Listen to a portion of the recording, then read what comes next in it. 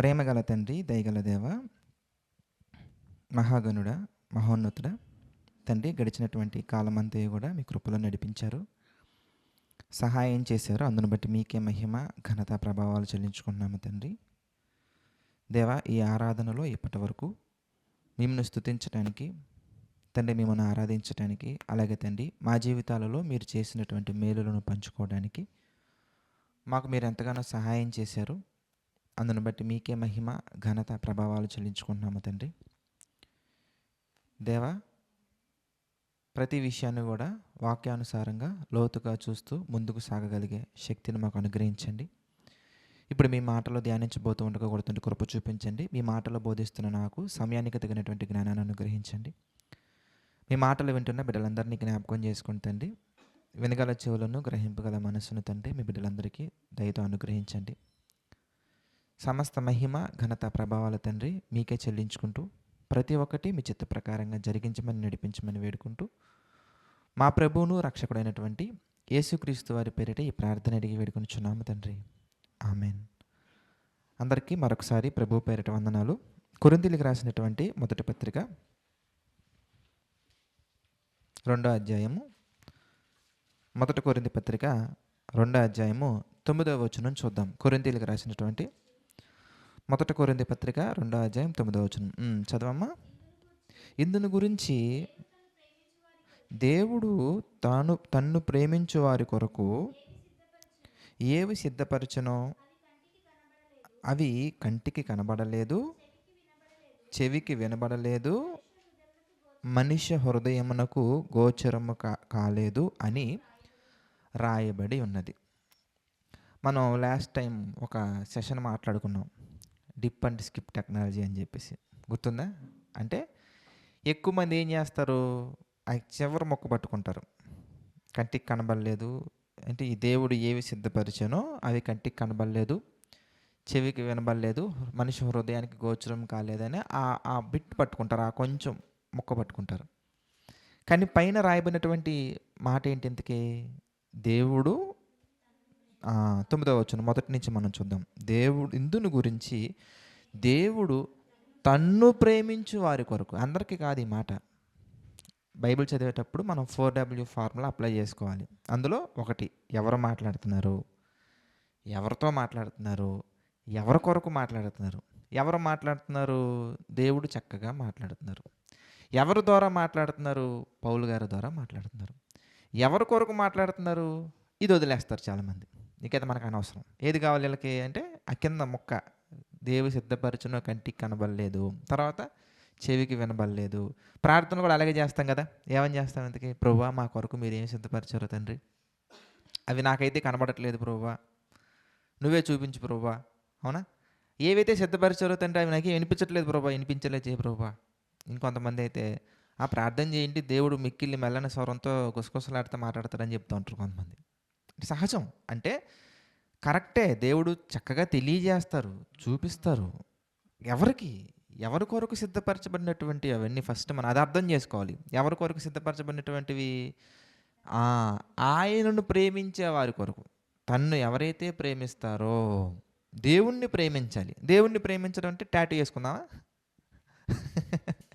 దేవుని ప్రేమించడం అంటే గాడ్ అని చెప్పేసి మోచేయ మీదో లేదంటే కనుక ఇక్కడ వేసుకోవడం కాదు, టాటూస్ వేసుకోవడం కాదు. లేదంటే కనుక ఒక కారు కొనుక్కొని కారు నిండా God is love, God is a one love అని రాయడమా? లేదంటే వాల్ పేపర్ మీద my God is my saviour అని రాయడమా? ఇది కాదు. అంటే అవి కూడా ప్రేమలో ఒక పార్ట్ అయి ఉండొచ్చు. టాటూస్ కాదు ఇవి, గిఫ్ట్లు. చక్కగా గిఫ్ట్ మీద రాసుకోవడం, రెఫరెన్సెస్ నోట్ చేసుకోవడం, ఇది ఓకే. మీరు మీ ప్రేమను అలా ఎక్స్ప్రెస్ చేసుకుంటున్నారు అనుకోండి, అది మీ ప్రేమ, మీరు ఎక్స్ప్రెస్ చేసుకుంటున్నారు అలాగా. కానీ దేవుడు చెప్పింది ఏంటి ఇంతకీ? అది ఇంపార్టెంట్. దేవుడు చెప్పింది ఇంపార్టెంట్. మిగిలినవన్నీ కన్సిడరేషన్లోకి రావు, అవి ఎక్స్ట్రా యాడ్ ఆన్స్ అవి అంతే. ఏది కన్సిడరేషన్లోకి వస్తుంది ఇంతకన్నా కానీ, ఏది కన్సిడరబుల్ థింగ్ ఇంతకన్నా కానీ, ఆయన్ని ప్రేమించడం అంటే ఏంటో మరలా దేవుడే చెప్పాలి. చెప్పారా దేవుడు ఇంతకీ? బ్రహ్మాండంగా చెప్పారు. ఎక్కడ చెప్పారు ఇంతకీ? యోహాను సువార్త, మొదటి యోహాను పత్రిక చూద్దాం ఫస్ట్. మొదటి యోహాను పత్రిక 5వ అధ్యాయంలో మనకు కనబడుతుంది కదా, మీ అందరికీ తెలిసినటువంటిది. 5వ అధ్యాయము 2వ వచనం మనం చూద్దాం. 2వ వచనం మనం చూస్తే, మనము దేవునిని ప్రేమించుచు ఆయన ఆజ్ఞలను నెరవేర్చు వారమైతే మా దేవుని పిల్లలను ప్రేమించుచున్నామని దాని వలననే ఎరుగుదము. అదండి చూసారా అని చక్కగా మనము ఆయన ఆజ్ఞలను గైకొనటియే. ఆ, ఆజ్ఞలు గైకొనాలి దేవుణ్ణి ప్రేమించడం అంటే. దేవుణ్ణి ప్రేమించడం అంటే ఏంటి? ఆజ్ఞలు గైకొనాలి.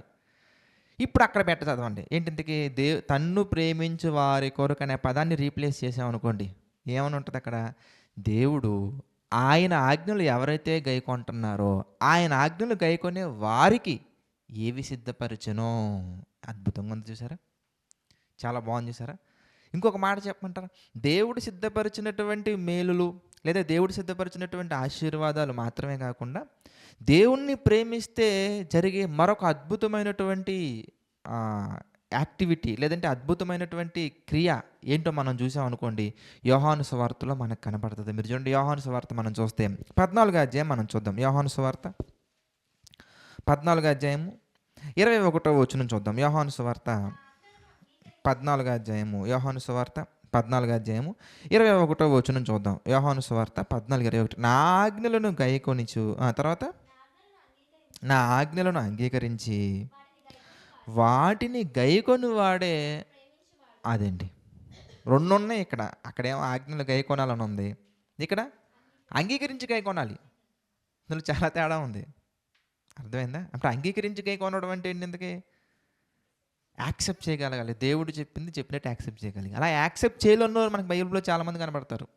యవ్వనస్తులు కనబడతారు చూసారా, ప్రభువా నరహత్య చేయట్లా, దొంగతనం చేయట్లా, వ్యభిచారం చేయట్లా. Fantastic my dear child. అప్పుడు పోయి నీ ఆస్తి నమ్మి బేదలకు పంచిపెట్టు, మిగుల ఆస్తి గలవాడు కనుక మిక్కిలి వ్యసనపడుతూ వెళ్ళిపోయి అంతే. అంటే దేవుని యొక్క ఆజ్ఞలు గైకొనడం వేరు, అంగీకరించి గైకొనడం వేరు. అంటే దేవుడు చెప్పింది చెప్పినట్టుగా మొట్టమొదటిగా మనం ఏం చేయగలగాలంటే యాక్సెప్ట్ చేయగలగాలి. అలా ఒకవేళ దేవుని యొక్క మాటలను మనం యాక్సెప్ట్ చేసి అంగీకరించి మనం గైకొన్నాం అనుకోండి, ఆడు దేవుణ్ణి ప్రేమించినట్టు. మామూలుగా మనం ఆదివారం ఆరాధనకి రావటం వేరు, అంగీకరించి ఆరాధనకి రావటం వేరు. సువార్త ప్రకటించటం వేరు, ఆ ఆజ్ఞను అంగీకరించి సువార్త ప్రకటించటం వేరు. అబద్ధాలు మానడం వేరు, ఆజ్ఞను అంగీకరించి అబద్ధాలు మానడం వేరు. అంటే మనం ఎప్పుడు కూడా దేవుడు మనలో ఉన్నటువంటి లోపాలను, మనలో ఉన్నటువంటి మార్చుకోవాల్సిన విషయాలను దేవుడు మనకి తెలియజేసినప్పుడు అది చేయటం వేరు. అవును ప్రభువా నేను నిజంగానే అలాగ ఉన్నాను అని ఒప్పుకొని విడిచిపెట్టడం వేరు. చూసారా, చాలా తేడా ఉంది. ఒప్పుకొని విడిచిపెట్టడం వేరు, అంగీకరించి గైకొనడం వేరు. అంటే అంగీకరించగలగాలి, గైకొనగలగాలి, ఒప్పుకొనగలగాలి, విడిచిపెట్టగలగాలి. కొంతమంది ఒప్పుకునే దగ్గరే ఉంటారు, కొంతమంది వదిలిపెట్టే దగ్గరే ఉంటారు, ఒప్పుకోరు. కొంతమంది గైకొనే దగ్గర ఉంటారు, కొంతమంది అంగీకరించే దగ్గర ఉంటారు. అందుకే విత్తబడినటువంటి వాక్యం ఉపమానం మీకు క్లారిటీ ఉండాలి. వాడు ఏం చేస్తాడంటే 30 దొంతులుగా 60 దొంతులుగా 100 దొంతులుగా ఫలించేవాడు అంగీకరించి చక్కగా మంచి నేలను విత్తబడినటువంటి వాడే ఫలించుకుంటూ వెళ్ళిపోతూ ఉంటాడు. ఇక్కడ కూడా మీరు ఆలోచిస్తే దేవుని యొక్క ఆజ్ఞలను గైకొనాలి. చూసారా ఎంత చక్క. మళ్ళీ చదువుకుందాం 14వ అధ్యాయం మనం చూస్తే 21వ వచనం. నా ఆజ్ఞలను గైకొని 14:21 నా ఆజ్ఞలను గైకొని అంగీకరించి వాటిని గైకొని వాడే నన్ను ప్రేమించువాడు. చూసారా, తర్వాత అలా ప్రేమిస్తే ఏం జరుగుతుందంటే ఇంతకీ నన్ను ప్రేమించువాడు నా తండ్రి వలన ప్రేమింపబడును, నేనును చూసారా నేనును వానిని ప్రేమించి వానికి నన్ను కనుపరుచుకుందని చెప్పాను. చూసారా అని చక్కగా ఉంది. అంటే మనం చాలా జాగ్రత్తగా దేవుడిని మనం ప్రేమించగలిగితే దేవుడు మనల్ని ప్రేమిస్తారు. ఇప్పుడు దేవుడు మనల్ని ప్రేమిస్తే ఏం జరుగుద్దని ఉంది అక్కడ? ఆయన ఏవైతే సిద్ధపరిచారో అవి కంటికి కనబడలేదు, చెవికి వినబడలేదు, హృదయానికి గోచరం కాలేదు. ఇక్కడ వరకు మీరు జనరల్గా అక్కడక్కడ వినే మాటలే. ఇప్పుడు దీన్ని ప్రాక్టికల్గా వెళ్దాం. ప్రాక్టికాలిటీలోకి అంటే లైఫ్ ఎక్స్పెరిమెంట్స్లో కాకుండా మనం డైరెక్ట్గా చూసే కోణంలోకి మనం వెళ్ళగలిగితే కనుక రియల్ లైఫ్లోకి మనం ఇదంతా థియరీ, ఇప్పుడు దాకా మీరు ఉన్నదంతా థియరీ. రియల్ లైఫ్లోకి మీరు వెళ్ళగలిగితే కనుక కొంతమంది జీవితాలను మనం చూసి తెలుసుకుందాం, అర్థం చేసుకుందాం. అంటే ప్రాక్టికల్గా ఎలా ఉంటుంది ఈ మాట, ఈ రెఫరెన్స్. ఏ రెఫరెన్స్?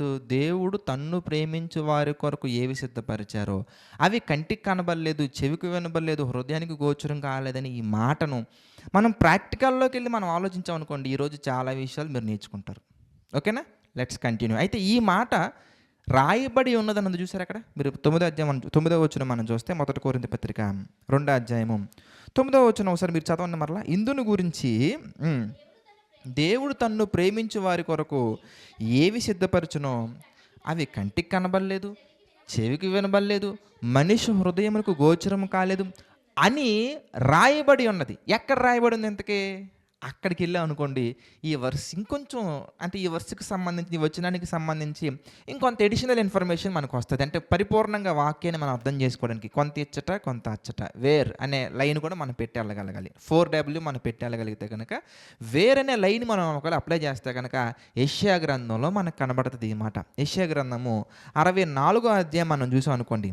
యెషయా గ్రంథము 64వ అధ్యాయము 4వ వచనం ఒకసారి మనం చూద్దాం. యెషయా గ్రంథము 64వ అధ్యాయము 4వ వచనం కనుక మనం చూస్తే చదవండి.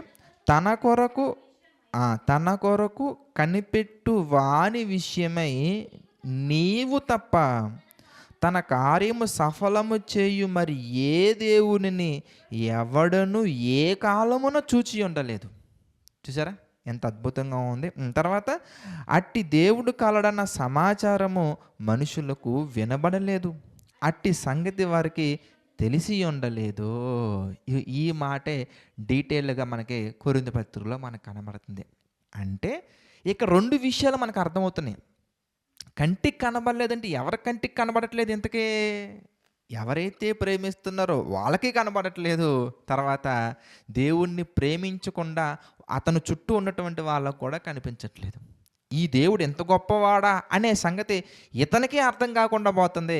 అదేవిధంగా తన చుట్టూ ఉన్నటువంటి వాళ్ళకు కూడా అర్థం కాకుండా పోతుంది.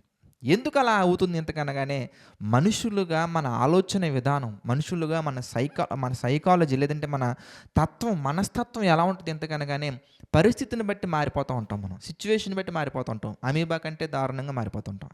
అమీబా గురించి మీకు తెలుసు కదా, అది ఒక పర్టికులర్ షేప్లో ఉంటుంది. అది ఆ ఉన్నటువంటి ఆకారాన్ని మనం చూసి అదే రియల్ అని అనుకుంటే అది పొరపాటు. అలాగే మనుషులుగా మనం కూడా దేవుడు వాక్యం తెలియకముందు అలా ఉన్నామంటే ఓకే, కానీ వాక్యము తెలిసిన తర్వాత కూడా మన మనస్తత్వాలు, ఆలోచన విధానాలు, లక్ష్యాలు, టార్గెట్స్ ఇవన్నీ ఇమ్మీడియట్గా చాలా ఫాస్ట్గా చేంజ్ అయిపోతూ ఉంటాయి.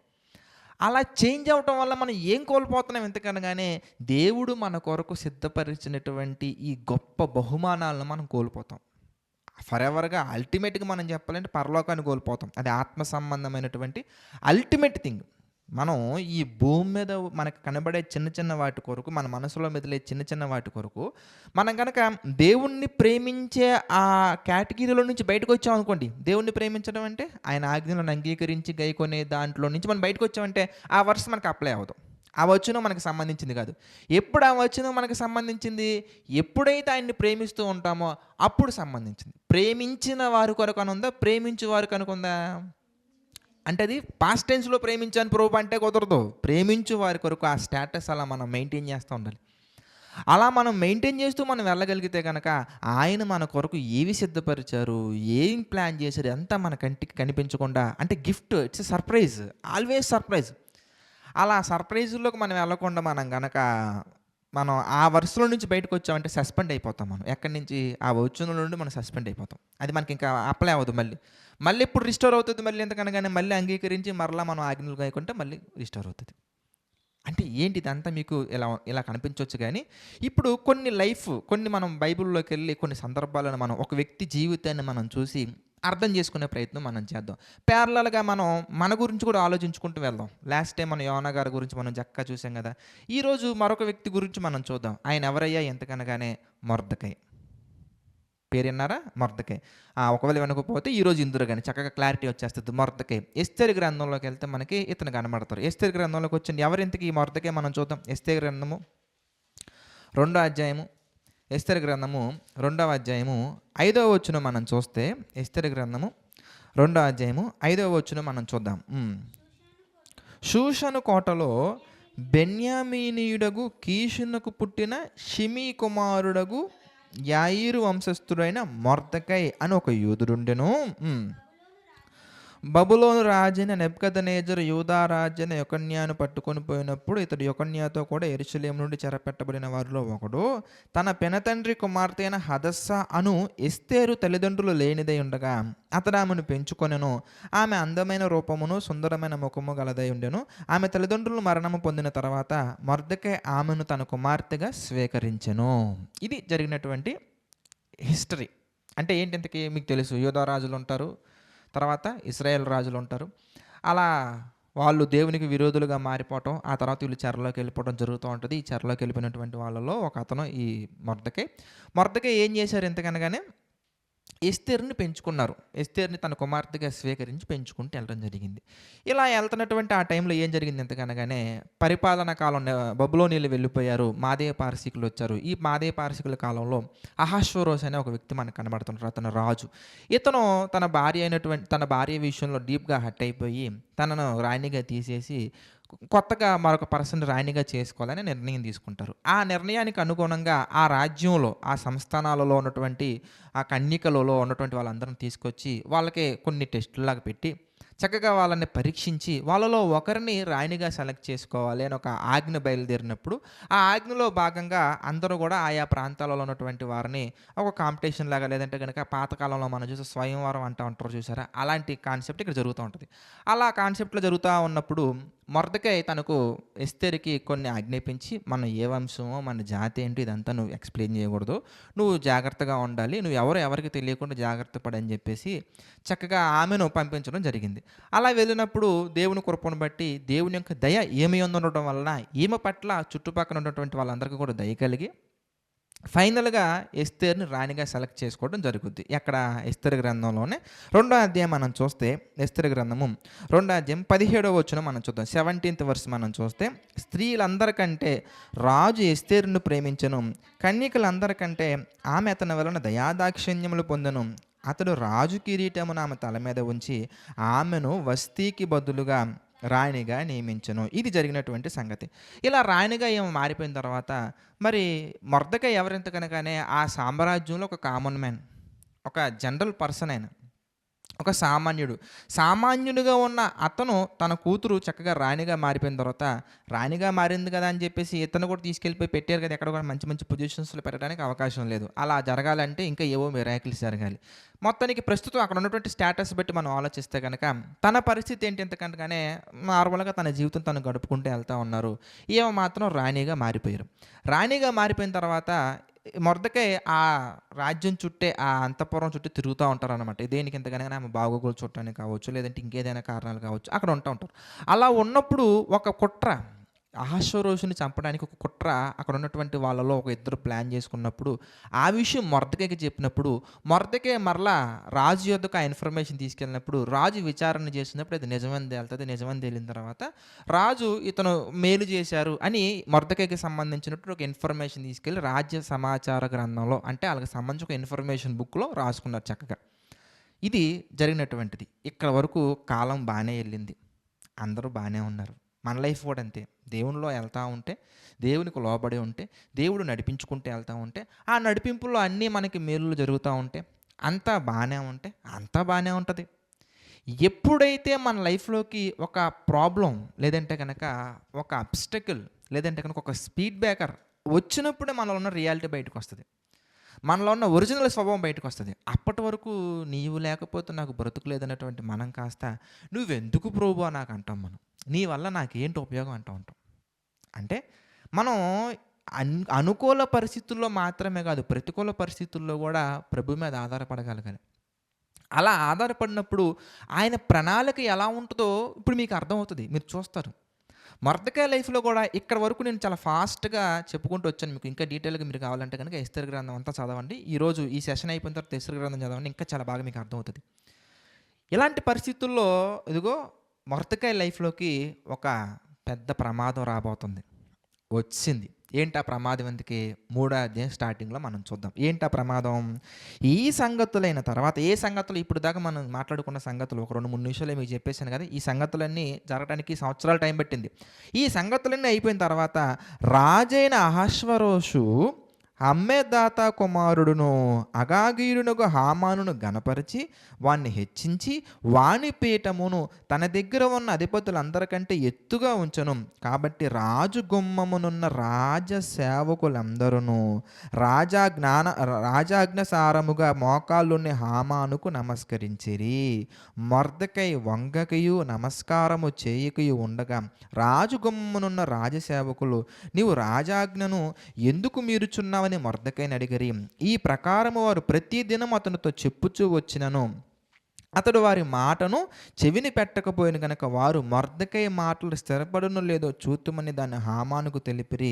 ఏలయనగా అతడు నేను యూదులను గనక ఆ పని చేయజాలనని వారితో చెప్పి ఉండెను. మొర్దెకై వంగకయు నమస్కరింపకి ఉండుట హామాను చూచినప్పుడు బహుగా కోపగించి లేదా బహుగా కోపం పెట్టేసుకున్నాడు.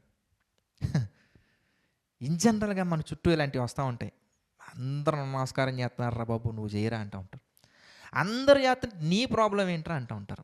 కానీ మనుషులకు నమస్కరింపకూడదు, విగ్రహాలకు నమస్కరింపకూడదు, ప్రతిమలకు నమస్కరింపకూడదు అని ఆ కాలంలో యూదులకి ఆజ్ఞ ఉంది కనుక రాజాజ్ఞ కంటే కూడా ఏ ఆజ్ఞను దృష్టిలో పెట్టుకున్నారు ఈయన ఇంతకీ?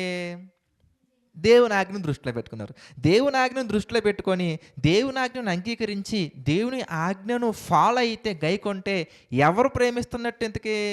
దేవుణ్ణి ఈయన ప్రేమిస్తున్నట్టు, దేవుడు ఇతనినే ప్రేమిస్తున్నట్టు. అంటే ఇది వన్ సైడ్ లవ్ కాదు, టూ సైడ్ లవ్స్ అన్నమాట. ఇద్దరు ఒకరినొకరు ప్రేమించుకుంటున్నారు. ఎంత ప్రేమించుకుంటున్నారయ్యా అంటే ఎంత ప్రేమించుకుంటున్నారు ఇంతకీ? అక్కడ కండిషన్స్ మీరు గమనించారనుకోండి, అందరూ తల వంచుతున్నారు, నమస్కరిస్తున్నారు, మోకరిస్తున్నారు. కానీ మొర్దెకై మాత్రం నో, దేవుడు మాటకే నేను విలువనివ్వాలి.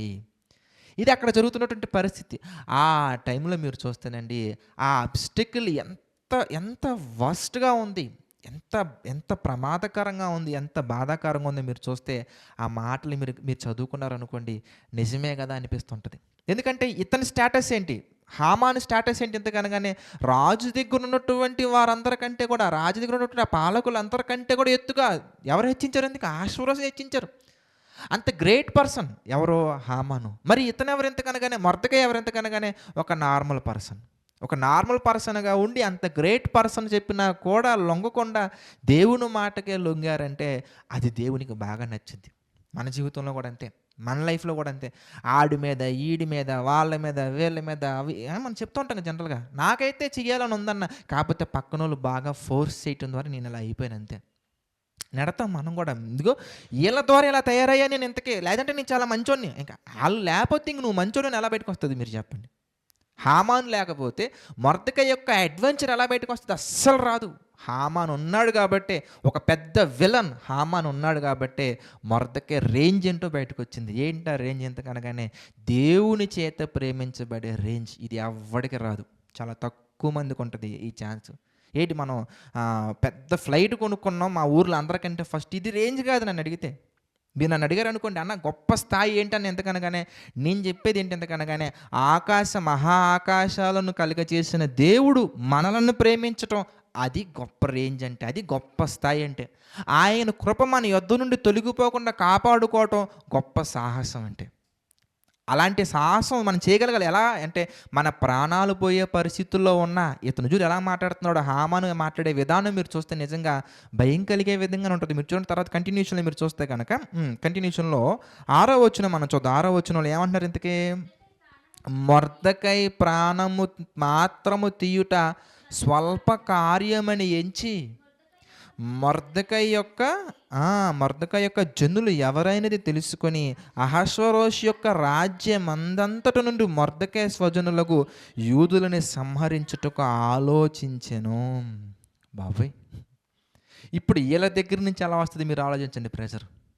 అంటే ఈ నొక్కడిని చంపడం నాకు చిన్న పనిగా కనబడుతుంది.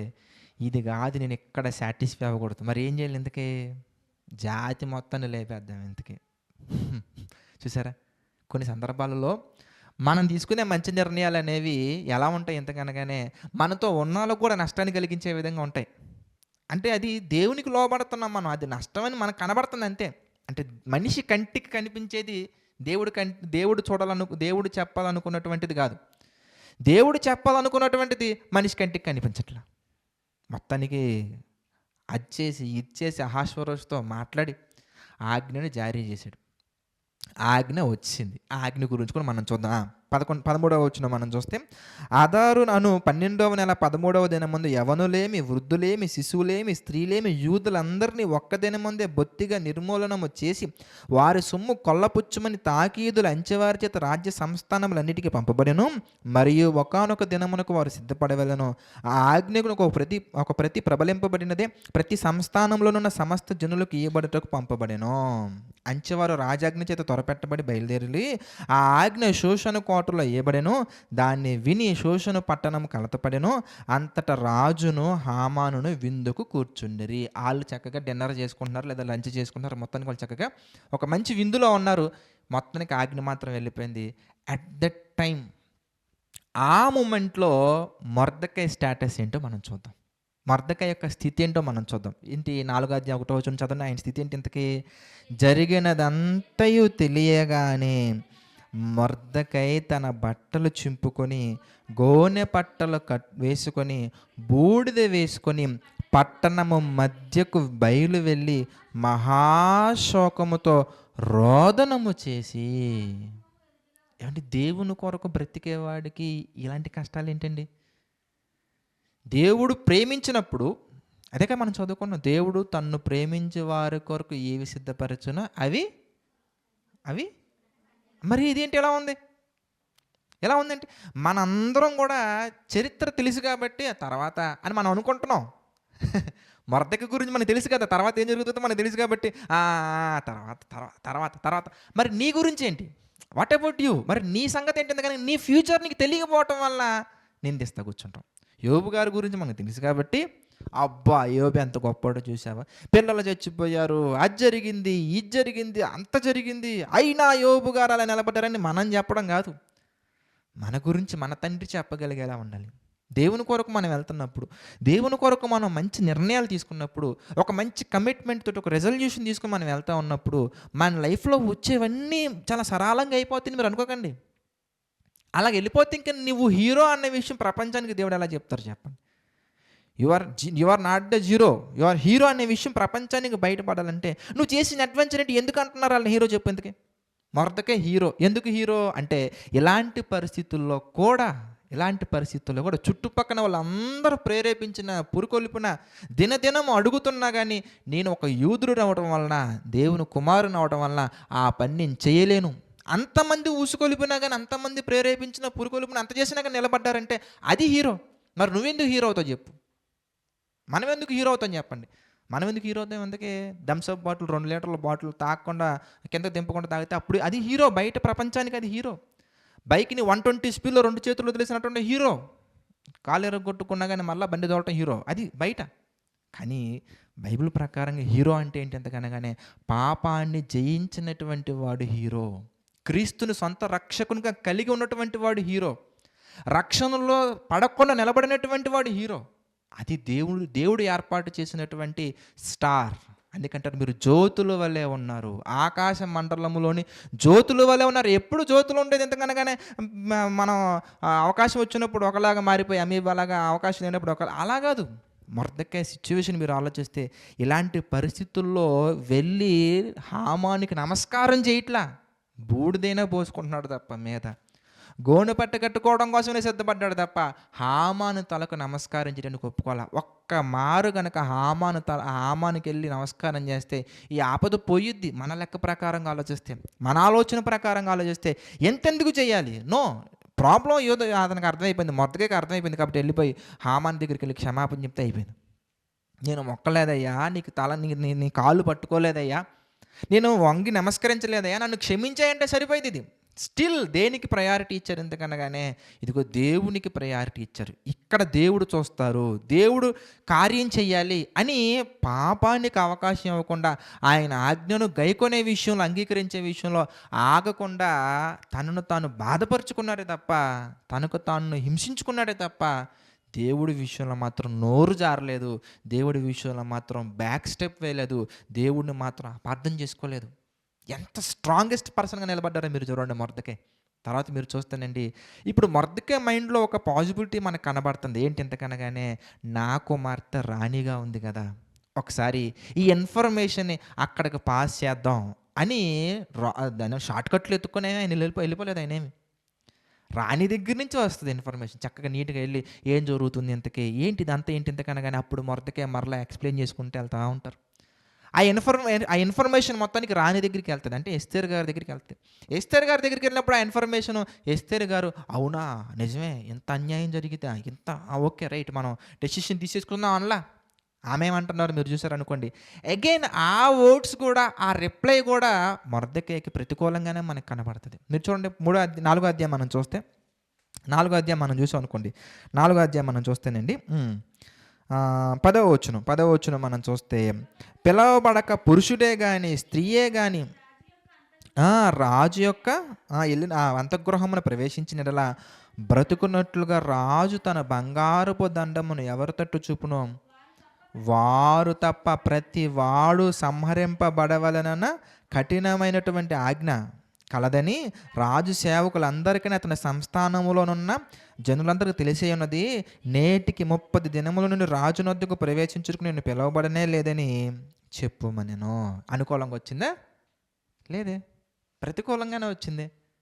అంటే ఒకే రోజులో జాతి మొత్తం చచ్చిపోవాల్సిన పరిస్థితి వచ్చింది, దేవుని పిల్లలందరూ చచ్చిపోవాల్సిన పరిస్థితి వచ్చింది. ఆ పరిస్థితులు ఇతనొక్కడే ఇనిషియేషన్ తీసుకొని చేస్తూ ఉన్నారు కదా, ఇతనొక్కడే చాలా బాధపడుతున్నారు కదా. ఆ మూమెంట్లో ఎస్తేర్ గారి దగ్గర నుంచి వచ్చిన రిప్లై ప్రతికూలంగా ఉన్నప్పుడు మొర్దెకై అక్కడ కృంగిపోవచ్చు, అక్కడ బ్యాక్ స్టెప్ వేయచ్చు, నిరాశపడవచ్చు. మీరు ఆలోచించాలి, దేవుని కొరకు నిలబడాలనుకునే ఎవరైనా, దేవుని కొరకు బలంగా వాడబడాలనుకునే వాళ్ళు ఎవరైనా కానీ ప్రారంభంలో ఇలాంటి కఠినమైనటువంటి శిక్షణ పొందాల్సిందే. గ్రేట్ ట్రైనింగ్ లేకుండా గ్రేట్ లీడర్ అవ్వలేం, బాగా గుర్తుంచుకోవాలి. గ్రేట్ ట్రైనింగ్ లేకుండా గ్రేట్ లీడర్ అవ్వలేం, గ్రేట్ పర్సన్స్ అవ్వలేం. మనకంటూ ఒక గొప్పతనం ఏముండదు.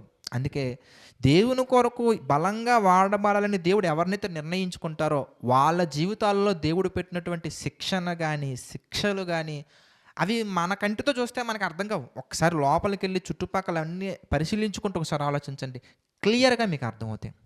మొర్దెకై జీవితం మీరు చూస్తే గివప్ చేసేయాలి లెక్క ప్రకారంగా. మీరుంటే చేసేస్తారు, మీరుంటే ఇంత దూరం కూడా రారు, మీరుంటే కొంచెం కూడా మీరు సాహసం చేయరు. అంత దూరం ఎందుకు వస్తారు? అంతే, అవునా ఓకే హామాను how are you, very fine అంటాం అంతే. అక్కడే అనేస్తాం మనం. కానీ ఎంత దూరం వచ్చారు మీరు చూడండి. రాణి దగ్గరికి ఇన్ఫర్మేషన్ పంపించి రాణి ఒప్పుకోకపోతే మరలా ఆమె గాయపడుతుందన్న పాయింట్ కూడా కొంచెం కూడా ఆలోచించట్లేదు. ఆమె బాధపడతారేమో, గాయపడతారేమో, ఈసుమంత కూడా ఆలోచించకుండా వెంటనే మరలా చెప్పే పాయింట్ ఏంటో మీరు చూస్తే కంటిన్యూషన్ చూద్దాం. ఎస్తేర్ గ్రంథము 4వ అధ్యాయం మనం చూస్తే, ఎస్తేర్ గ్రంథం 4వ అధ్యాయం 12వ వచనం మనం చూద్దాం. 12వ వచనంలో, వారు ఎస్తేర్ యొక్క మాటలు మొర్దెకైకి తెలపగా మొర్దెకై ఎస్తేరుతో ఏమంటారు, ఇందుకే ఇట్లు ప్రత్యుత్తరం ఇచ్చి, రాజనగరులో ఉన్నంత మాత్రాన అక్కడ ఉన్నంత మాత్రాన యూదులందరికంటే నీవు తప్పించుకొందువని నీ మనసులో తలంచుకొనవద్దు. నీవు ఈ సమయమందు ఏమీ మాట్లాడక మౌనముగా ఉన్న ఎడల యూదులకు సహాయమును విడుదలయు మరి ఒక్క దిక్కు నుండి వచ్చును. చూసారా, నువ్వు చేయకపోతే చూసారా, అంటే ఒకటి బలంగా నమ్ముతున్నారు. మొర్దెకై ఏంటి ఇంతకీ, తప్పకుండా దేవుడి దగ్గర నుండి రిప్లై వస్తుంది. అది ఏమ ద్వారా వస్తుందో తెలియదు, వేరొకరి ద్వారా వస్తుందో తెలియదు, ఇంకొకరి ద్వారా వస్తుందో తెలియదు, మొత్తానికి దేవుడి దగ్గర నుంచి రిప్లై అయితే వస్తుంది. బట్ నీ ద్వారా వచ్చే అవకాశాలు ఎక్కువ ఉన్నాయి. ఎందుకంటే దేవుడు కామన్ మ్యాన్గా ఉన్న నిన్ను తీసుకెళ్ళి క్వీన్ని చేశారు కాబట్టి, ఒక సాధారణ మనిషిగా ఉన్న నిన్ను తీసుకెళ్ళి సామ్రాజ్యానికి రాణిగా చేశారు కాబట్టి ఇట్స్ యువర్ టైం. మనం కూడా ఆలోచించుకోవాలండి. దేవుని పని చేసేటప్పుడు ఎందుకు మనకి ఈ ఉద్యోగం వచ్చింది, ఎందుకు మనం ఇక్కడే చదువుకుంటున్నాం, ఎందుకు మేము హైదరాబాద్లోనే ఉన్నాం, ఎందుకు మీరు ఇక్కడే ఉన్నారు? ఆన్సర్ ఏంటి ఎంతకనగానే కొంతమందిని రక్షించడానికి. అక్కడెక్కడో ఉండిపోవచ్చు, ఇస్తారు గిన్నెలు తోముకుంటూ ఉండాల్సినటువంటి ఆమె ఈమెకు 10 మంది సేవ చేసే స్థితిలోకి వెళ్ళిపోయారు. అంత స్థితికి ఎందుకు తీసుకెళ్లారు దేవుడు? ఎంతకనగానే సేవలు చేయించుకుంటామని కాదు. చాలామంది చేసే పొరపాటు ఇదే. ఆ ఉన్న కార్స్లో, ఏసీల్లో లగ్జరీ లైఫ్ అనుభవించుకుంటూ తిరుగుతూ ఉంటారు తప్ప ఎందుకు దేవుడు ఆ స్థాయికి తీసుకెళ్లారంటే ఆ స్థాయి వర్క్ నీకుందని, ఒక జాతి మొత్తాన్ని కాపాడాల్సిన బాధ్యత ఎస్తేరు పట్ల ఉంది కనుకనే దేవుడు ఎస్తేరుని హెచ్చించారు. అందరి పట్ల ఆమెకు దయ కలిగే విధంగా దేవుడు చేశారు. ఇది ఒక రాజు కూడా చక్కగా ఆమె పట్ల దయ చూపించి రాణిని చేశారు. దేనికి ఎంతకనగానే అది ఎస్తేరు అందం కాదు, ఎస్తేరు రూపం కాదు, ఎస్తేరు పెద్ద చక్కగా హేగే ఇచ్చినటువంటివన్నీ చక్కగా ధరించుకొని అందంగా ఉన్నంత మాత్రాన జరిగేది కాదు అది. అది కేవలం దేవుని కృప వలన జరుగుతుంది. సేమ్ పాయింట్ ఇదిగో చక్కగా మొర్దెకై గివ్ అప్ అవ్వకుండా మరలా ఏం చేస్తున్నారు ఇంతకనగానే చక్కగా ఎక్స్ప్లెయిన్ చేసుకుంటూ వెళ్తున్నారు. అంటే మొర్దెకై దగ్గర మనకు కనబడేది ఏంటి ఎంతకనగానే పరిస్థితులు ఎలా మారిపోయినా పర్లేదు, మనం మాత్రం మారకూడదు. That is what Mordecai strongly believe చేసినట్టుగా మనకు కనబడుతుంది. మీరు చూడండి, మరి మనం పరిస్థితులు ఎలా మారితే మనం అలా మారిపోవాలి. ఎందుకంటే మనం మాత్రం మనకి ఏ అపాయం కలగకూడదు, మన కంటికి కళ్ళల్లో చిన్న నీరు కూడా రాకూడదు, మన కాలుకి చిన్న రాయి కూడా తగలకూడదు. ఇది మన కాన్సెప్ట్. అప్పుడే మీరు ఆ వచనం నుండి బయటికి వెళ్ళిపోతున్నారు. ఏ వచనం నుండి? దేవుడు తన్ను ప్రేమించు వారి కొరకు అనే వచనం నుండి మీరు బయటికి వెళ్ళిపోతున్నారు. చూద్దాం ఇప్పుడు మొర్దెకై లైఫ్లోకి వెళ్ళి మనం చూద్దాం. అంటే దేవుడు ఎప్పుడు హెచ్చిస్తారు ఇంతకనగానే? సమస్య వచ్చినండి ప్రభు అంటే కుదరదు. సమస్య వచ్చినండి జరిగిపోవాలంటే నువ్వు అనుకున్న సమయంలో జరిగేటప్పుడు ఇంక దేవుడు ఎందుకు? దేవుడి కొరకు నువ్వు బ్రతకటం దేనికి? అంతా నువ్వు అనుకున్నట్టుగా జరగాలంటే 100% జరగదండి. మొర్దెకై లైఫ్లో అస్సలు జరగలేదండి. అందుకే దేవుడు రాయించిన మాట ఒకసారి జ్ఞాపకం చేసుకుందాం. పేతురు గారు రాసిన మొదటి పత్రిక 5వ అధ్యాయం మనం చూద్దాం. మొదటి పేతురు పత్రిక 5వ అధ్యాయం మనం చూస్తే, మొదటి పేతురు పత్రిక 5వ అధ్యాయము మొదటి పేతురు పత్రిక 5వ అధ్యాయము 6వ వచనం మనం చూద్దాం.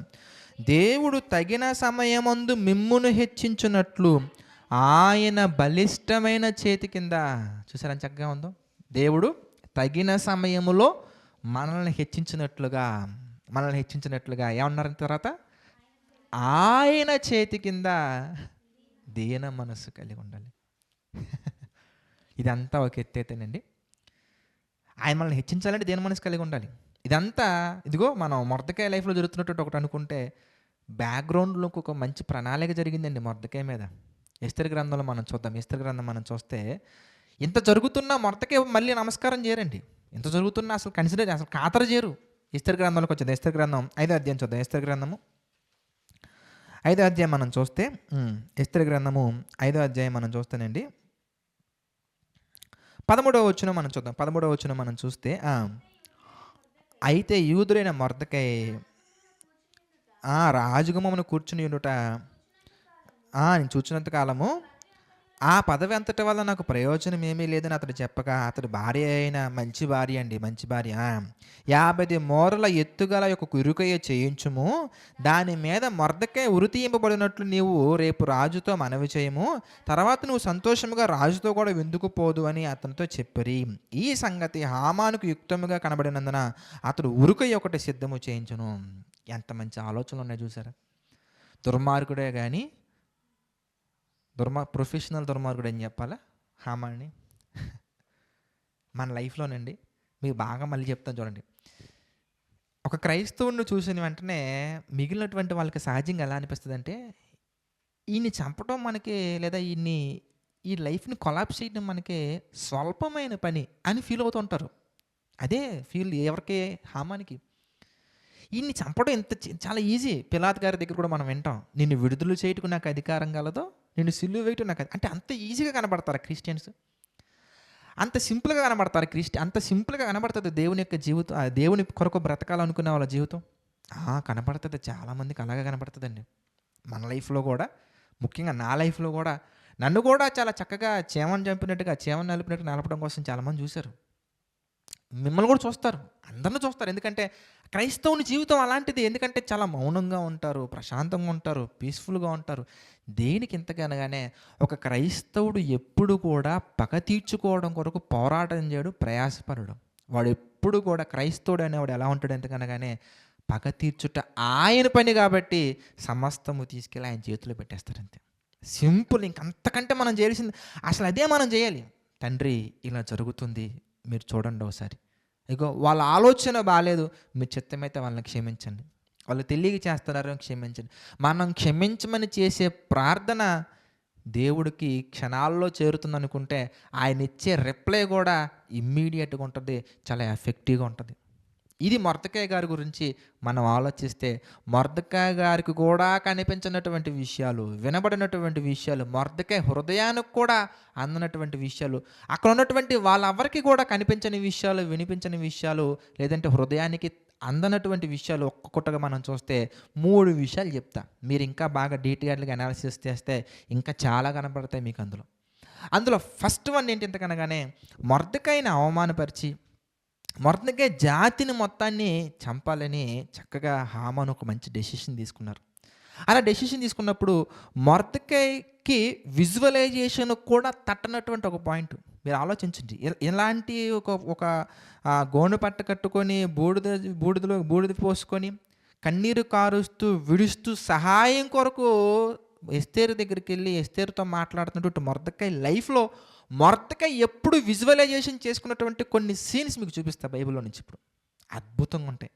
అలాగే మొర్దెకై ఎప్పుడు విననటువంటి విషయాలు ఇవన్నీ కూడా. అసలు మొర్దెకైకి అసలు తట్టనటువంటి విషయాలు, హృదయానికి తట్టనటువంటి విషయాలు. అందులో ఫస్ట్ పాయింట్ ఏంటయ్యా అని మనం చూస్తే, ఎస్తేరు గ్రంథము 6వ అధ్యాయం మనం చూద్దాం. ఎస్తేరు గ్రంథము 6వ అధ్యాయం మనం చూస్తేనండి, ఎస్తేరు గ్రంథము 6వ అధ్యాయం మనం చూస్తే ఏమనుంది ఇక్కడ, 11వ వచనం మనం చూద్దాం. 11వ వచనం మనం చూస్తేనండి, అంతయు చేయమని హామానుకు ఆజ్ఞ ఇచ్చెను. 11 అక్క. ఆ ప్రకారమే హామాను ఆ వస్త్రములను ఆ గుర్రమును తీసుకొని మొర్దెకైకి ఆ వస్త్రములను ధరింపచేసి ఆ గుర్రము మీద అతనిని ఎక్కించి రాజవీధులో అతని నడిపించుచు రాజు గణపరచనపేక్షించు వానికి ఈ ప్రకారము చేయతగునని అందరి ముందర చాటించెను. ఎవరు చేస్తున్నారు ఇదంతా? ఎవరు చేస్తున్నారు? మళ్ళీ చదవండి. 11వ వచనం మళ్ళీ చదవండి. చదవండి, నేను చక్కగా ఉంది. ఆ ప్రకారమే హామాను ఆ వస్త్రములను ఆ గుర్రమును తీసుకొని మొర్దెకైకి ఆ వస్త్రములు ధరింపజేసి ఆ గుర్రము మీద అతను నెక్కించి రాజవీధులు అతను నడిపించుచు రాజు గణపరచనపేక్షించు వానికి ఈ ప్రకారము చేయుదగనని. మీరు చెప్పండి, అందుద్దా? ఇమాజినేషన్ కొద్ది హృదయానికి తగులుద్దా? మీరు చెప్పండి. నన్ను హామాను ఇలా తీసుకెళ్తారని మొర్దెకై కానీ, రాజపాలకులు కానీ, చుట్టుపక్కల ఉన్నటువంటి ఎవరైనా ఇమాజినేషన్ చేసుకుంటారంటే నెవర్. That is God. నీ ఇమాజినేషన్స్కి అందేవారు కాదు గాడ్. నీ ఇమాజినేషన్స్కి అందనటువంటి వారు. అందుకే ఆయన పేరే ఆలోచనకర్త, ఆయన పేరే ఆశ్చర్యకరుడు, ఆయన పేరే బలవంతుడైనటువంటి దేవుడు. ఎంత బలవంతుడయ్యా అంటే, ఎవరైతే కుట్రలు పన్ని మొర్దెకైని లేదన్నా మొర్దెకై జాతి మొత్తాన్ని చంపాలని ఒక దురాలోచన చేసి వెళ్ళాడో, ఆ మొర్దెకై ఆ హామాను వచ్చి ఏం చేస్తున్నాడు? ఎందుకనగానే మొర్దెకైకి చక్కగా ఆ వస్త్రాలు తొడిగించి గుర్రం మీద ఆయనే చాటించుకుంటూ తీసుకెళ్తుందంటే, అది మొర్దెకై ఎప్పుడైనా వినుంటారా మీరు చెప్పండి?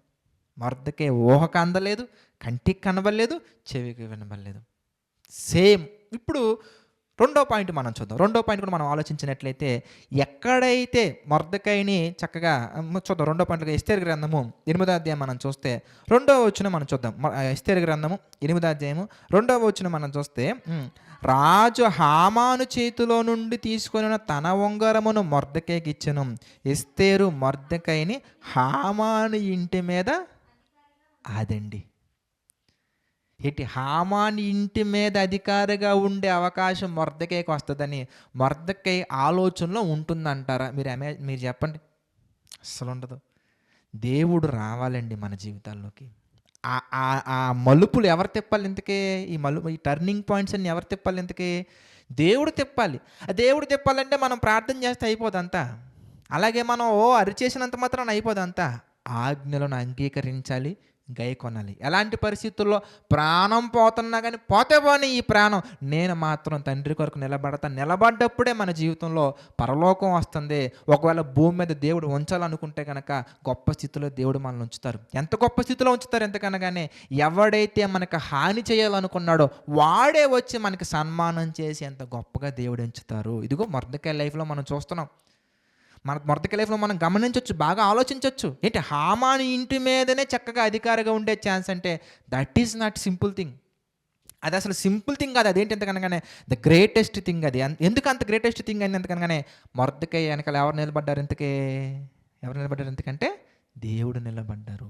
మరి నీ వెనకాల దేవుడు నిలబడాలంటే నీతో దేవుడు నుంచోవాలంటే అప్పుడప్పుడు వచ్చి అంతంత మాత్రం భక్తి చూపిస్తే సరిపోదు. ఆ భక్తికి క్లారిటీ ఉండాలి. ఆ భక్తి స్పష్టంగా ఉండాలి. ఆ భక్తి ప్రలోభాలకు లొంగిపోయేలా ఉండకూడదు. ఆ భక్తి అవసరాలు బట్టి మారిపోయేలా ఉండకూడదు. అవసరం కోసం చేసే భక్తులు అసలు ఉండకూడదు. అలా ఉందనుకోండి మన భక్తి జీవితం కనుక అట్టగా సస్తుంది, అలాగే పోతుంది, అంత అనుకండి, ఏం లేదు ఇంకా. అలా కాకుండా ఇదిగో స్వచ్ఛమైనటువంటిది, స్పష్టమైనటువంటిది, దేవుని కొరకు ఏదైనా చేస్తానని నిలబడగలిగితే కనుక ఆ లైన్స్ మీరు చూడండి, మొర్దెకాయి లైఫ్లో జరిగిన లైన్స్ మీరు చూడండి. నెంబర్ 1, హామానే వచ్చి శ్రద్ధగా చక్కగా రాజవస్త్రములు, దేవుడు ఏర్పాటు చేసినటువంటి దేవుడు అహష్వేరోషు ద్వారా ఏర్పాటు చేసినటువంటి ఆ వస్త్రములు తొడిగించి గుర్రం మీద చక్కగా ఎక్కించి అందరి ముందు చాటుకుంటూ వెళ్తున్నాడు. ఒకప్పుడు నమస్కారం చేయలేదని చంపటానికి చూసినాడు. రెండోది మీరు చూస్తే ఆ ఇంటి మీద అధికారి, ఎవరి ఇంటి మీద ఎంతకే, ఇదిగో హామాని ఇంటి మీద అధికారిగా నిలబడ్డారు. That is not simple thing. అది ఎవ్వరు ఊహలకు అందనటువంటిది. అందుద్దే మీరు చెప్పండి, గెస్ చేయలేం, ఎవరు అలా జరుగుతుందని గెస్ చేయలేం. అంతకంటే గెస్ చేయలేనటువంటి ఇంకొక పాయింట్ చెప్పమంటారు మీకు. నిజంగా తల వంచి మనం నిలబడితే ఆయన యొక్క బలిష్టమైన చేతి కింద దీన మనస్సు కలిగి మనం నిలబడితే దేవుడు హెచ్చించే విధానం అంచెలంచెలుగా ఎలా ఉంటుందో అనడానికి ఇదిగో ఈ మొర్దెకాయి గారి జీవితం అనేది ద బెస్ట్ ప్రాక్టికల్ ఎగ్జాంపుల్ అండి. The best practical example. మీరు చూస్తే ఒక కామన్ మ్యాన్గా, ఒక నార్మల్ పర్సన్గా, ఒక ఆర్డినరీ పర్సన్గా ఉన్నటువంటి మొర్దెకాయి గారు అలా హెచ్చింపబడటం గొప్ప విషయం. అక్కడ నుండి హామాన్ ఇంటి మీద అధికారిగా నిలబడటం గొప్ప విషయం. అక్కడ నుండి మీరు చూస్తే ఎస్తేరు గ్రంథంలోకి వెళ్తే చివరి అధ్యాయానికి వచ్చేది. ఎస్తేరు గ్రంథం మనం చూస్తే 10వ అధ్యాయం మనం చూసాం అనుకోండి. 10వ అధ్యాయము 3వ వచనం ఒకసారి మనం చూద్దాం. ఎస్తేరు గ్రంథం 10వ అధ్యాయం 3వ వచనం మనం చూస్తే, యూదుడైన మొర్దెకాయి రాజైన అహష్వేరోషునకు ప్రధానమంత్రిగా ఉండి ఎక్కడికి వెళ్ళిపోయారండి? ప్రైమ్ మినిస్టర్ అయిపోయారు. ఎవరు? అది దేవుడు అంటే. That is God. ఎప్పుడు చెప్పాలి? ఎప్పుడు? హల్లెలూయా అని పాడి అని 2-3 పాటలు పాడేసి ఎగిరితే సరిపోదు. అర్థమైందా? అప్పుడప్పుడు వచ్చి అమితమైన భక్తి చూపించేది సరిపోదు. అనుకోగలిగి మనం ఉండగలగాలి, నిలబడగలగాలి, ఏదేమైనా నిలబడగలగాలి. ప్రాణం పోయినా కానీ పర్లేదు నిలబడగలగాలి మనం. అలా నిలబడకపోయి ఉంటే ఒకసారి మొర్దెకాయి లైఫ్ ఊహించుకుందాం. ఇప్పుడు జరిగింది కాబట్టి అలా మాట్లాడుకుంటున్నాం. ఇప్పుడు ఒకవేళ మొర్దెకాయి గనక ఎన్నో అధ్యాయం, అది 2వ అధ్యాయంలో గనక, ఒకవేళ 2వ అధ్యాయమైనా 3వ అధ్యాయంలో గనక మొర్దెకాయి గారు గనక ఒకవేళ అందరితో పాటుగా ఈయన కూడా తల వంచి ఉంటే ఈ 10వ అధ్యాయం వరకు కూడా వచ్చుండేది కాదు మొర్దెకాయి గురించి. ఒకవేళ వచ్చినా ఎలా వచ్చేది చెప్పండి? ప్రధానమంత్రికి అయితే అసలు రాదు. ఎలా వస్తుంది ఇంతకీ చెప్పలేం. అక్కడ తల వంచలేదు కాబట్టి దేవుడు కూడా తల దించనివ్వలేదు. మీకు అర్థమైందా? మనం పాపం దగ్గర తల వంచకుండా నిలబడగలిగితే దేవుడు మన తల దించే వ్యక్తిగా అసలు ఎప్పటికీ ఉండరు, దించనివ్వరు. అక్కడ తల వంచకపోతే ఇక్కడ తల దించరు దేవుడు. అది మనకి పాపానికి దేవుడికి ఉన్నటువంటి రిలేషన్ మనం అర్థం చేసుకోవాలి. పాపం విషయంలో, దేవుడు ఆలోచన విషయంలో ఎలా ఉన్నాం మనం ఇంతకీ, ఎలా ఉంటున్నాం మనం ఇంతకీ, ఎలా ఉన్నాం అన్న దాని మీద డిపెండ్ అయ్యి అలాంటి రిజల్ట్ మనం పొందుకుంటాం. అందుకే మోసపోకండి, ప్రజలను మోసం చేస్తున్నామని ఫీల్ అవ్వకండి. దేవుడు వెక్కిరింపబడడు. నువ్వు ఏది విత్తుతావో అదే కోస్తావు.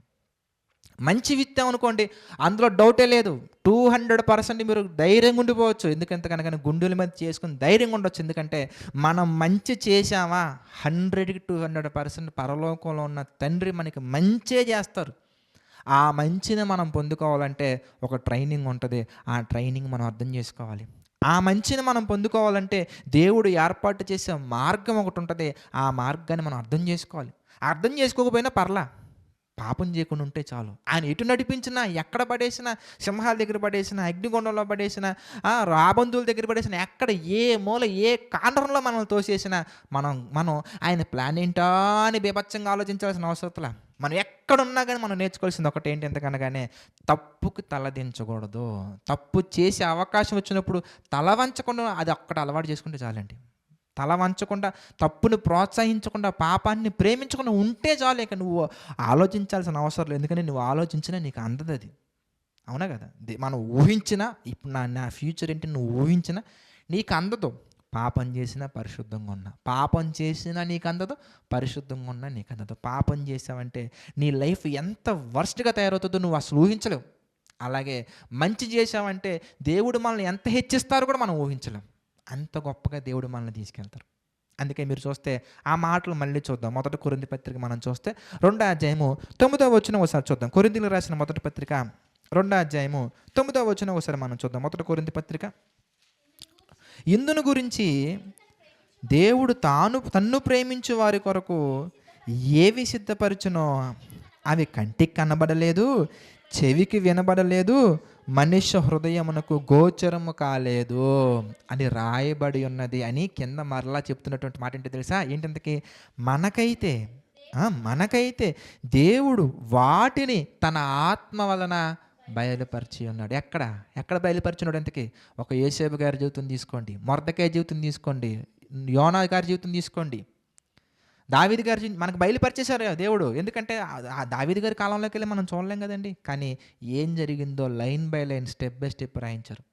సౌలు గారి జీవితంలో మన దేవుడు అన్నీ రాయించారు. దేవుడు పరిశుద్ధాత్మ దేవుడు మనకైతే క్రైస్తవులకైతే, క్రిస్టియన్స్కి అయితే దేవుడు సమస్తమును తన ఆత్మ ద్వారా బయలుపరిచి ఉన్నాడు. మొత్తం ఆదాము గారి దగ్గర నుంచి, అంతకంటే ముందు నుంచి, ప్రకృతి కంటే ముందు నుంచి సమస్తము ఏం జరిగిందో, ప్రకృతి తర్వాత చివరి మనిషి వరకు ఏం జరుగుద్దో మొత్తం పరిశుద్ధాత్మ దేవుడు మనకు బయలుపరిచారు. ఎక్కడ? బైబిల్లో. ఇప్పుడు మీరు ఏం చేయాలి? ఎందుకనగానే ఇదిగో ఈ సిచ్యువేషన్స్లో వీళ్ళు ఎలాగ ఉన్నారు, అదే నేను ఉంటే ఏం చేస్తాను. యోబు గారి లైఫ్, మొర్దెకై లైఫ్, యోనా గారి లైఫ్, తర్వాత మోషే గారి లైఫ్, తర్వాత అహరోన్ గారి లైఫ్, తర్వాత దావీదు గారి లైఫ్, సౌలు గారి లైఫ్, నోవాహు గారి లైఫ్, అందరి జీవితాన్ని మీరు ఆలోచించాలి. వాళ్ళందరూ నిలబడితేనే వాళ్ళ ప్రణాళికలు ఎలా ఉన్నాయో మీకు అర్థమవుతుంది. మోషే గారి గురించి ఎవరు ఎక్స్పెక్ట్ చేయరు. పోనీ మొర్దెకై గురించి ఆలోచించి ఈరోజు మొర్దెకై గురించి మనం చూసాం కాబట్టి, మొర్దెకై గారి గురించి ఎవరు ఎక్స్పెక్ట్ చేయలేనట్టు అసలు మొర్దెకై కూడా అర్థమై ఉండదు. చెప్పండి, మీరు చెప్పండి. ప్రధానమంత్రి అవుతాడని అనుకుంటాడా మొర్దెకై? అలా ఎందుకుంటాడు చెప్పండి? ఏమో అలా ఉంటారేమో, అలా అనుకున్నా ఉంటారేమో. ఆయన ప్రధానమంత్రి అయినా పొగరు రాలేదు తెలుసా మొర్దెకైలో. ఆ మాట మీరు కింద చదవండి. ఎస్తేరు గ్రంథం 10వ అధ్యాయానికి వచ్చేస్తే ప్రధానమంత్రి అయినా పొగరు రాలేదు. మీరు చూడండి ఎస్తేరు గ్రంథము 10వ అధ్యాయం మనం చూస్తే, ఎస్తేరు గ్రంథము 10వ అధ్యాయం 3వ వచనం చదువుకుందాం. యూదుడైన మొర్దెకై రాజైన అహష్వేరోషునకు ప్రధానమంత్రిగా ఉండి తన వారందరితో సమాధానముగా మాట్లాడుతూ తన జనుల యొక్క క్షేమమును విచారించువాడును, యూదులలో గొప్పవాడునై తన దేశస్థులలో చాలామందికి ఇష్టడుగా ఉన్నను. గర్వం రాలేదండి. అంతెళ్ళినా ఒకప్పుడు అదే పట్టణపు వీధులలో గోనె పట్ట కట్టుకొని బూడిద పోసుకొని తిరిగిన మొర్దెకై అదే పట్టణానికి ప్రధానమంత్రిగా, అదే రాజ్యానికి ప్రధానమంత్రిగా మారినా కూడా ఆయన ఆలోచనలో ఇసుమంతా కూడా తేడా రాలేదు కనుకనే దేవుడు గొప్పగా హెచ్చించారు. అది దేవుడి ప్రణాళిక. That is God's plan. మరి నీ ప్లాన్ ఏంటి? నీ ఆలోచన ఏంటి? నీ ఉద్దేశాలు ఏంటి? ఒకసారి ఆలోచించండి. మనం ఎలా అనుకుంటున్నాం? మొర్దెకై లైఫ్ని ఒకసారి ఆలోచిస్తే 3వ అధ్యాయంలో మొర్దెకై తలదించుంటే ఎంత ఉండదు. తల దించలేదు కాబట్టి ఈ కాలంలో మనం కూడా చదువుకున్నాం. 2026లో నేను కూడా మాట్లాడుకుంటున్నాను, మీరు కూడా చదువుకుంటున్నారు. మనందరం అంటే ఇన్ని జనరేషన్స్ తర్వాత కూడా మాట్లాడుకునేంత గొప్ప రేంజ్, గొప్ప స్థాయి అనేది దేవుడు మొర్దెకై గారికి ఇచ్చారు. ఇప్పుడు దేన మనస్సు కలిగి ఆయన బలిష్టమైన చేతి కింద నిలబడినప్పుడు తగిన సమయంలో హెచ్చించారు. ఎంత హెచ్చించారయ్యా అంటే ప్రధానమంత్రి. That's not simple thing. నేను అందుకే దేవుడి విషయంలో సింపుల్గా ఎప్పుడు ఆలోచించకండి. ఒక్కటే లాజిక్ ఏంటి ఎంతకనగానే ఆయన ఏం చెప్తే అది చేయాలంతే. బైబిల్లో దేవుడు మనకు చూపించినవి శ్రద్ధగా చేసుకుంటూ వెళ్ళిపోవటమే. మనసు గాయపడుతుంది, మనసు ఇష్టంగా లేదు, హృదయానికి కష్టంగా ఉంది. ఎంత కష్టంగా ఉన్నా కానీ ఇష్టంగా చేసి చూడండి, అర్థమవుతుంది. నిజమే, అందరి ముందు బుడిద పోసుకొని గోను పట్ట కట్టుకొని అక్కడ తిరగాల్సిన అవసరం లేదు. ఎస్తేరు ఎవరినైతే పంపించిందో వాళ్ళతో మొర్దెకై చెప్పినప్పుడు ఎస్తేరు దగ్గర నుంచి వచ్చిన రిప్లై ఆడు చెప్పినప్పుడు ఎలా చెప్పాడో, అతను ఎలా చెప్పారో తెలీదు, ఇతను ఎలా రిసీవ్ చేసుకున్నో తెలీదు. అవమానమే కనబడుతుంది ప్రతి చోట. మనకు కనిపించేవి అవమానాలు, కనబడనేవి ఆశీర్వాదాలు. మనకు కనిపించేవి ఇదిగో అవమానాలు, నిందలు ఇవన్నీ మనకు కనిపించేవి. కనబడకుండా దేవుడు సిద్ధపరిచినటువంటివి ఆశీర్వాదాలు, దీవెనలు, ముఖ్యంగా పరలోకం, నిత్య జీవాన్ని మనం పొందుకోవాలి. కనుక అలాంటి గొప్ప జీవితాన్ని మనం పొందుకోవాలంటే మన ఆలోచన గొప్పగా ఉండాలి, డెసిషన్స్ గొప్పగా ఉండాలి, విధానం గొప్పగా ఉండాలి, అంగీకరించే మనసు మరి ముఖ్యంగా ఉండాలి. వాక్యాన్ని అంగీకరించే మనసు మనకి అద్భుతంగా ఉండాలి. అంగీకరించక గైకొనే హృదయం కూడా మనలో ఉండాలి. ప్రార్థన చేసుకుందాం. ప్రతి ఒక్కరు తలలోంచి ప్రార్థనలు ఏకీభవించండి. ప్రార్థన. ప్రేమగల తండ్రి, దయగల దేవ, ఎన్నో లోతైన విషయాలను మాకు తెలియజేస్తూ మీ చిత్త ప్రకారంగా నడిపించినందుకు మీకే మహిమ, ఘనత, ప్రభావాలు చెల్లించుకుంటున్నాం తండ్రి.